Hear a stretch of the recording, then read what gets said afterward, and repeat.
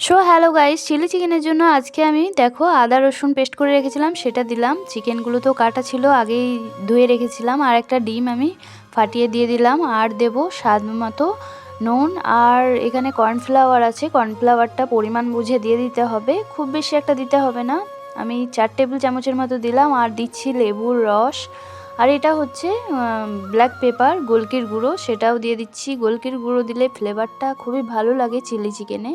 তো এই ফার্স্ট আমি বানাচ্ছি এই চ্যানেলে আমার চিলি চিকেনের ভিডিওটা, তাই তোমাদের সাথে শেয়ার করছি। তো সব কিছু একসাথে ভালো করে ম্যারিনেট করে নিচ্ছি। দেখো ম্যারিনেট করার পর সব দিকে শেষে দিতে হবে সয়া সস, তারপরে আবারও ম্যারিনেট করে তারপরে রেখে দিতে হবে। এটা যতক্ষণ ম্যারিনেট হবে ততক্ষণ কিন্তু আমরা ক্যাপসিকাম, পেঁয়াজ, রসুন, আদা সব এইগুলো কেটে নেব। তো এইগুলো কুচি কুচি করে কাটতে হবে, আদা রসুন আর ক্যাপসিকাম পেঁয়াজ তো বড় বড়। দেখো সব কাটা হয়ে গেছে। রান্নাটা নেক্সট ব্লগে।